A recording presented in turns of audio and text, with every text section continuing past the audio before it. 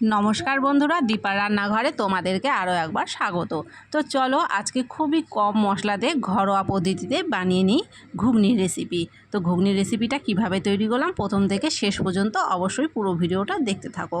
तो देखो घुगनी तैरी करार जोन्नो किन्तु आमादेर प्रथमेई लागছে जेटा सेटा हलो मटर। तो एखाने आमि मटरटा गत राते भिजिয়ে रेखेছিলাম।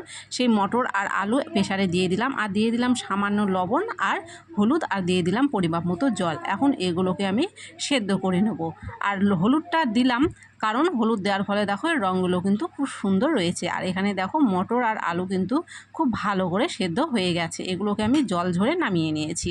এখন কড়াই বসিয়ে দিলাম, কড়াইতে দিয়ে দিলাম সরষের তেল। তেলটা খুব ভালো করে গরম করে নেওয়ার পরে এখানে দিয়ে দিলাম আমি 4টে শুকনো লঙ্কা ফোড়ন, দিয়ে দিলাম জিরে ফোড়ন, দিয়ে দিলাম গোটা গরম মশলা ফোড়ন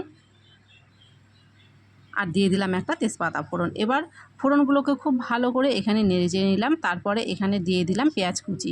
পেঁয়াজটাকে এখন খুব ভালো করে লাল করে ভেজে নেব। তো দেখো পেঁয়াজটা খুব ভালো করে লাল হয়ে ভাজা হয়ে গেছে। এখানে আমি প্রথমেই দিয়ে দিলাম 1 চামচ ধনিয়ার গুঁড়ো আর এখানে আমি আদা জিরা আর রসুন একসাথে বেটে রেখেছিলাম সেটা দিয়ে দিলাম। তারপরে দিয়ে দিলাম লবণ। লবণটা যেহেতু সেদ্ধ করার সময় দিয়েছিলাম সেই জন্য এখানে কম দিলাম। তারপরে দিয়ে দিলাম হলুদ গুঁড়ো আর দিয়ে দিলাম লাল লঙ্কার গুঁড়ো। তারপরে এর মধ্যে বাটিটা ধুয়ে একটু জল দিয়ে মশলাটাকে এখন কষিয়ে নেব। মশলাটা দেখো খুব ভালো করে কষানো হয়ে গেছে। এরকম অবস্থায় এখানে একটু চিনি দিয়ে দিলাম। তারপরে আবারও একটু নেড়ে চেড়ে নিলাম। এখন এর মধ্যে আগে থেকে সেদ্ধ করে রাখা মটর আর আলুগুলো আমি দিয়ে দিচ্ছি। এখন মটর আলু আর মশলা খুব ভালো করে 10 মিনিট মতো কষিয়ে নেব।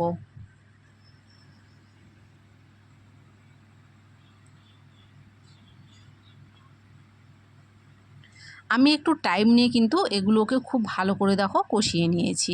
এগুলো খুব ভালো করে কষানো হয়ে গেছে। এখন আমি এখানে দিয়ে দিচ্ছি জল। যেহেতু মটর আর আলুটা আগে থেকেই সেদ্ধ করা ছিল তো এখানে খুব বেশি জলের কিন্তু প্রয়োজন পড়বে না।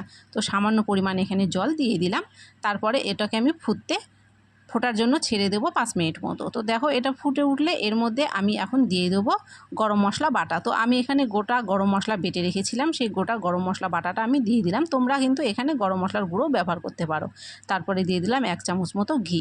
এখন খুব ভালো করে নেড়ে চেড়ে নিয়ে এটাকে আমি দমে রেখে দেবো 10 মিনিট। তারপরে আমি 10 মিনিট পরে ফিরে আসছি তোমাদের কাছে।